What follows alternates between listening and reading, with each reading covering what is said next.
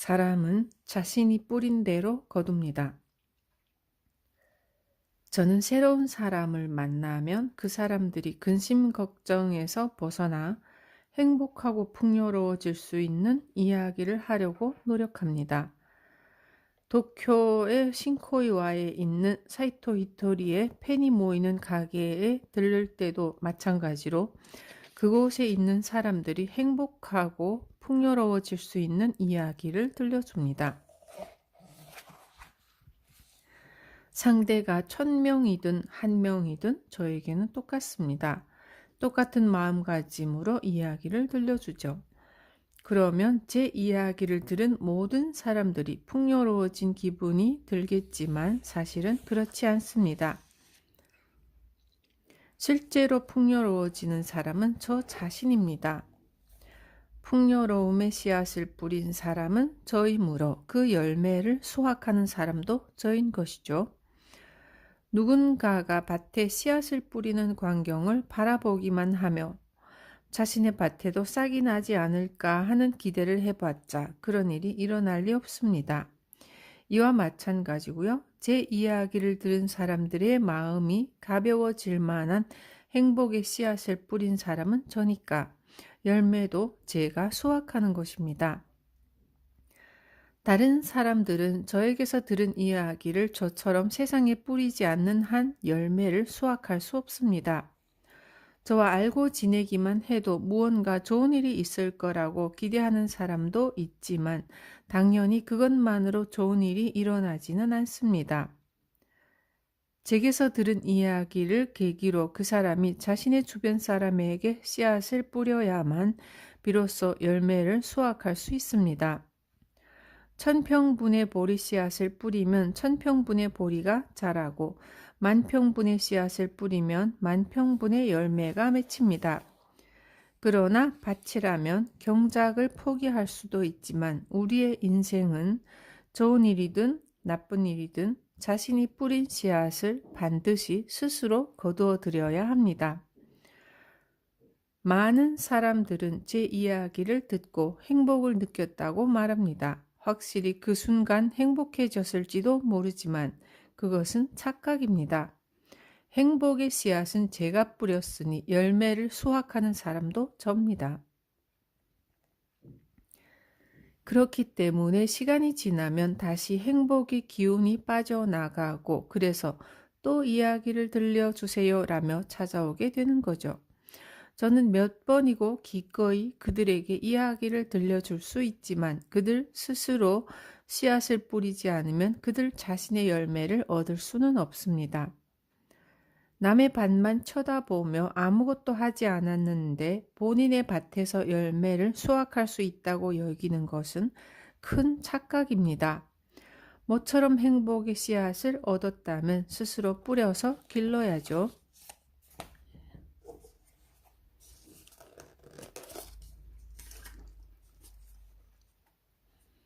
사랑이 부족한 이유는 사랑을 뿌리지 않았기 때문입니다. 사람은 반드시 자신이 뿌린 대로 거둡니다. 만약 당신에게 사랑이 부족하다면 그것은 사랑의 씨앗을 뿌리지 않아서입니다. 저는 매일매일 즐겁게 삽니다. 바로 즐거움의 씨앗을 뿌려두었기 때문이죠. 그래서 항상 웃는 얼굴로 지낼 수 있습니다. 만약 일상이 괴롭다면 틀림없이 자신이 고통의 씨앗을 뿌린 것입니다. 지금 당신에게 일어나는 일은 과거에 당신이 뿌린 씨앗의 열매이고요. 너도 나도 불황이라고 떠들지만 저는 한 번도 불황을 겪은 적이 없습니다. 학력이 보잘것없으면 고생해 라고 생각하는 사람은 스스로 고생의 씨앗을 뿌리고 있는 것입니다.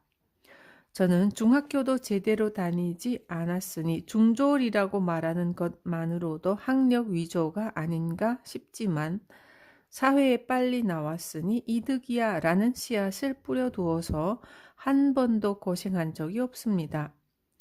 경영의 신으로 추앙받는 파나소닉의 창업자 마스시타 고노스케는 중학교조차 나오지 않았습니다. 에도 시대의 사상가로 궁핍한 농민의 아들로 태어났으나 항상 책을 읽어 일본 교육의 기초를 세운 니노미야 긴타로는 애초에 학교라는 곳을 가지 않았습니다. 훌륭한 사람은 스스로 훌륭해지는 법입니다. 일하는 방식을 바꾸면 즐거워집니다. 일이란 종류를 막론하고 힘든 법입니다.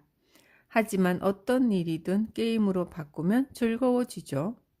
이때 한 가지 주의할 점은 게임을 잘 못하는 사람부터 칭찬해 주되 못한다고 해서 절대로 화를 내서는 안 된다는 점입니다. 성적이 좋은 사람만 칭찬하고 잘 못하는 사람에게는 화를 내거나 칭찬하지 않으면 그들은 게으름을 피우게 됩니다. 그러니 사원이 60명이라면 일하는 능력이 60번째인 사람에게도 잘하고 있어요 라고 칭찬해 줘야 합니다. 그렇지 않으면 언제나 꼴찌라서 혼만 나는 사람은 게임 자체에 참가하지 않게 됩니다. 일이 게임이며 절대로 혼나지 않는다는 사실을 알게 되면 누구나 스스로 그 게임에 참가하려 합니다. 우리 회사 사람들이 사장님한테 혼난 적은 한 번도 없어 라고 말하는 이유는 제가 일을 게임으로 만들었기 때문입니다. 그물을 당겨 고기잡이를 할 때도 그 일이 게임이 되면 지는 사람은 있을지언정 게으름을 피우는 사람은 없을 테죠. 축구든 마작이든 뭐든 간에 게임이라는 이름이 붙으면 열심히 하지 않는 사람은 없으니까요. 또 게임의 경우 참가 자체가 즐겁지 않다 하면 기꺼이 참여하는 사람도 없겠죠. 마라톤은 가장 나중에 꼴이 난 사람에게도 박수를 쳐줍니다. 열심히 달린 끝에 기진맥진한 상태로 꼬린 지점에 도착했는데도 혼만 난다면 어느 누가 마라톤을 하려 들까요?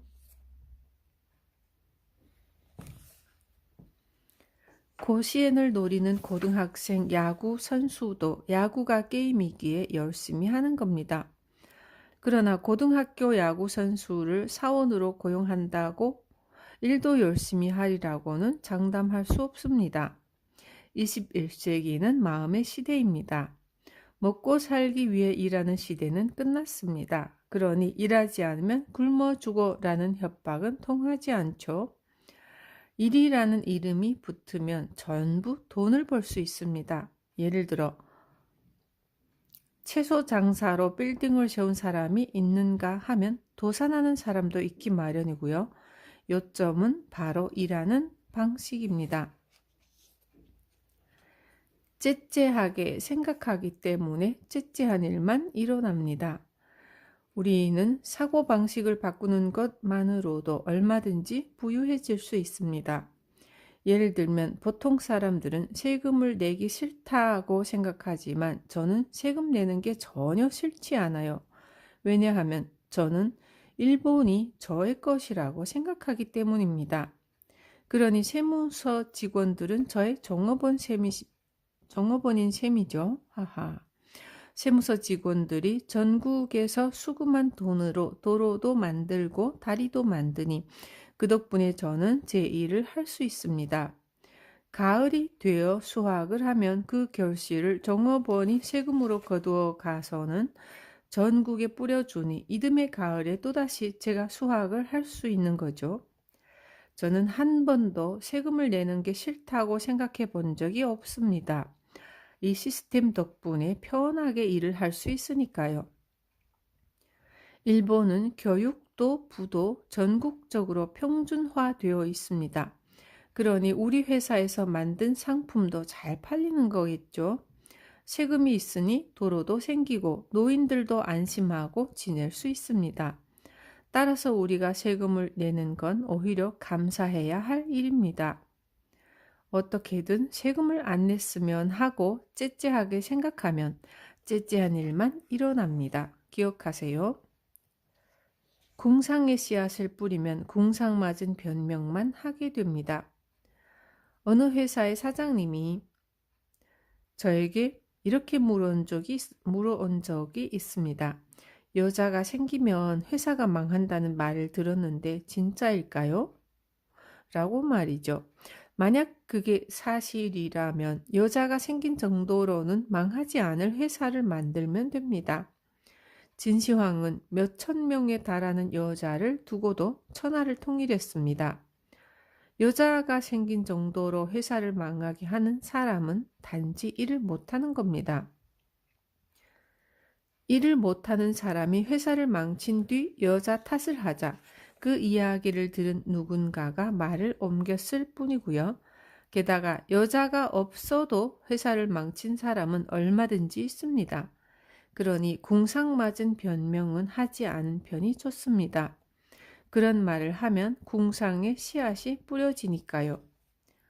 예전에 제가 아는 한 사람이 사이토 씨, 달은 차면 기운다라는 말 알아요? 라고 물어왔습니다.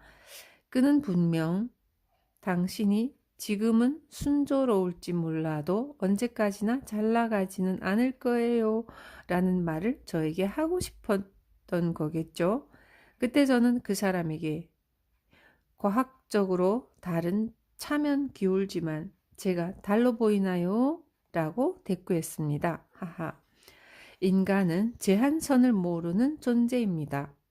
그렇기에 성장하다가 망한 회사도 분명히 있겠지만 그건 규모가 커졌기 때문이 아닙니다. 잘못된 일을 하니까 망한 거입니다.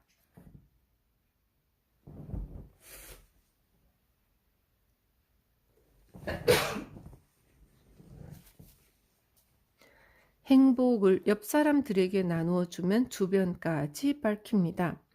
어떤 일을 했을 때 그 일이 자신에게 도움이 되는 즐거운 일이라면 그로 인해 사업이 망하는 경우는 없습니다. 만약 그래도 망했다면 그 이유는 자신의 즐거움만을 추구했기 때문입니다. 나만 행복해지면 된다는 건 잘못된 생각이죠. 행복은 촛불 옮기기와 같아서 옆 사람들에게 나누어 주면 주변까지 밝아집니다.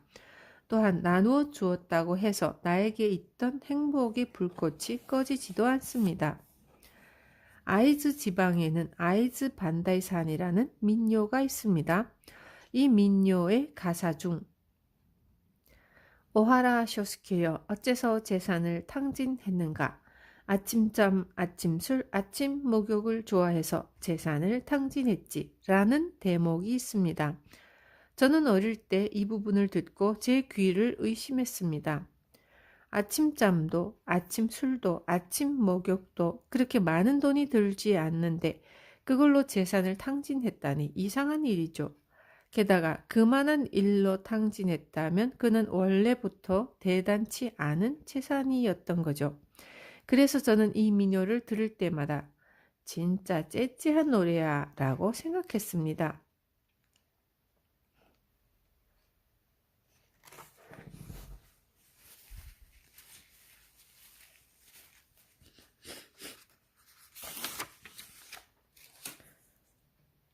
지금부터 무언가를 시작하려는 당신에게 지금부터 무언가를 시작하려는 사람이 꼭 되뇌었으면 하는 말이 있습니다.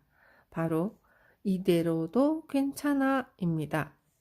이 말을 매일 읊조리다 보면 자신은 물론이고 타인에 대해서도 그렇게 생각하게 됩니다.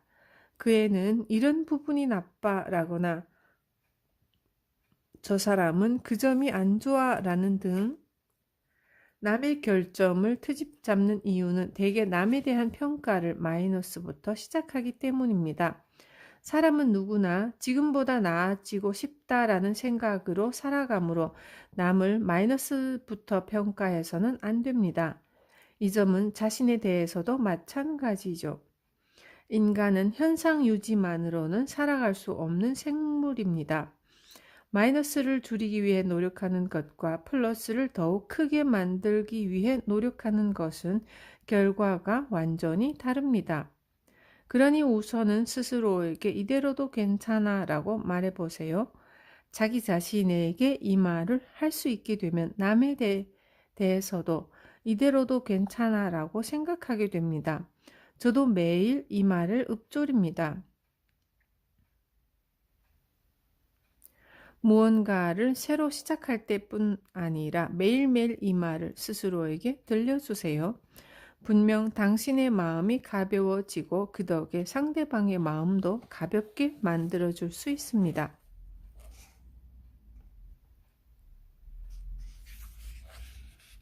자신의 문제를 객관화하면 해결책이 보입니다. 부자의 행동 습관 이야기를 하기 전에 말해두고픈 두 번째 사항은 문제를 해결하는 방법입니다. 일단 행동을 시작하면 여러 가지 일이 일어나므로 문제 해결법도 알아두는 편이 좋습니다. 사실 이 방법은 저도 최근에 들어 발견했습니다. 지금까지 저는 다양한 곳에서 상담을 해왔습니다. 그리고 그때마다 상담자들에게 가장 좋다고 여겨지는 방법을 알려주었고요. 그러나 제가 알려준 방법으로 문제가 해결된 사람이 있는가 하면 전혀 문제가 해결되지 않은 사람도 있었죠. 어떻게 이런 차이가 나게 된 걸까요? 그 이유는 제가 할 수 있다라고 생각한 일이라도 저의 방법을 안내받은 사람은 할 수 없는 경우가 있었기 때문이었습니다. 다시 말해 어떤 문제를 가진 사람에게 제가 생각하는 해결법을 알려주더라도 그 사람이 저의 조언을 반드시 실천할 수 있는 것은 아니라는 뜻입니다. 그래서 저는 다른 방법을 찾았고 실제로 이 방법을 써보았더니 효과 만점이었습니다. 이 방법을 쓰면 그 사람의 문제에 대한 해법이 백발백중 나오게 됩니다. 방법은 이렇습니다. 우선 누군가로부터 고민 상담을 받으면 그의 주변에 있는 몇몇 사람들에게 이런 문제를 해결하려는 사람에게 그 문제가 평생 발생하지 않을 수 있는 해결책은 무엇일까요? 라고 물은 뒤 각자의 대답을 듣습니다. 그리고 마지막으로 고민을 물어온 사람이 그 질문에 스스로 대답하게 합니다. 만약 당신이 다른 사람으로부터 똑같은 고민을 상담받는다면 이 문제가 평생 발생하지 않을 만한 해결책은 무엇일까요? 라고 묻는 거죠. 그러면 앞서 측근들에게서 나온 다양한 의견들 중 가장 좋은 대답이 그 사람의 입에서 나옵니다. 반면 고민하는 사람에게 처음부터 갑자기 스스로 답해보세요 라고 요구하면 대부분 말문이 막힙니다. 그러니 고민하는 사람의 측근들이 제시한 해결법을 듣고 당사자가 마지막에 대답하게 하는 것이 이 방법의 포인트입니다. 그러나 이때 당사자도 남의 일이라고 생각하고 대답하지 않으면 좋은 해결책은 결코 나오지 않습니다. 해결하지 못하는 문제는 없습니다. 앞에서 설명한 방법으로 문제를 해결하면 어떤 이유로 좋은 해결책이 나오는 걸까요? 먼저 고민을 상담한 사람이 자신의 문제를 객관적으로 생각할 수 있다는 점을 꼽을 수 있습니다. 자신에게 발생한 문제는 아무래도 주관적으로 생각하게 되어 결국 감정적으로 치닫기 마련이죠. 따라서 어지간해서는 최고의 해결책이 떠오르지 않습니다. 그런데 이 방법을 쓰면 당사자가 제3자의 시점으로 문제를 볼 수 있고 주변 사람들의 조언이나 아이디어도 더해져서 최고의 해결책이 탄생합니다. 신이 우리에게 문제를 안겨준 이유는 그 사람의 정신을 성장시키기 위해서입니다. 따라서 해결책이 없는 문제는 절대로 나오지 않습니다. 그 사실을 가장 잘 아는 사람은 상담자 본인입니다.